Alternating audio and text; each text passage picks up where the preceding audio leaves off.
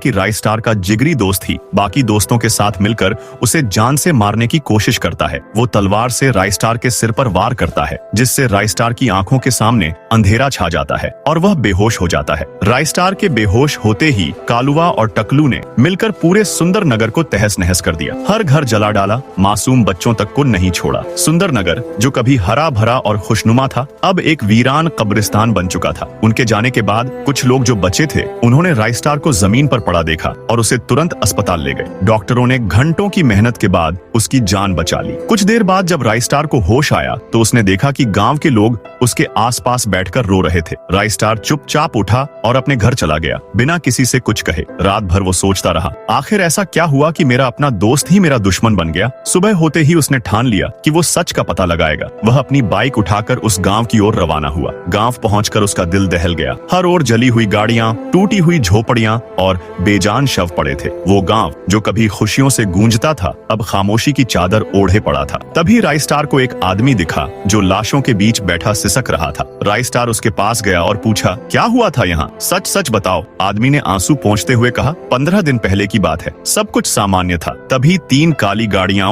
गांव में घुसी। उनमें से कुछ गुंडे उतरे और बिना कुछ कहे लोगों पर टूट पड़े। अचानक आसमान से एक सुपर हीरो जैसे दिखने वाला आदमी आया, जिसने एक झटके में एक गुंडे को धूल चटा दी। उसने गुस्से में कहा, दोबारा इस गांव में मत आना। लेकिन तभी वो गुंडा उठा, फिर एक इंजेक्शन निकाला और उसके शरीर में घुसेड़ दिया। कुछ ही पलों में वो सुपर हीरो तड़पते हुए उन्हीं के साथ मिल गया। ये सुनकर राइस्टार सब समझ गया। किसी ने उसके दोस्त को अपने वश में कर लिया था, लेकिन सवाल था अब वो इन्हें कैसे हराए। तभी उसे याद आया, अगर कभी बड़ी मुसीबत आए तो मेरी अलमारी में रखे जूस को पी लेना, उससे तुझे सुपर पावर मिल जाएगी। राइस्टार फौरन घर पहुंचा, अलमारी खोली, जूस निकाला और पी गया। जैसे ही जूस उसके गले से नीचे गया, उसके शरीर से तेज रोशनी निकलने लगी। उसके कपड़े सुपर हीरो सूट में बदल गए। उसकी आंखें चमकने लगी। वो हवा में उड़ने लगा। अब वो बन चुका था सुपरस्टार। अब बिना वक्त गंवाए वह कालुआ के घर पहुंचा, जो अपनी जीत का जश्न मना रहा था। तभी दरवाजे की एक जोरदार आवाज हुई। राइस्टार आ चुका था। राइस्टार ने गुस्से से कहा, चुपचाप मेरे दोस्त को ठीक कर दे, नहीं तो ये तेरा आखिरी दिन होगा। लेकिन कालुआ हंसा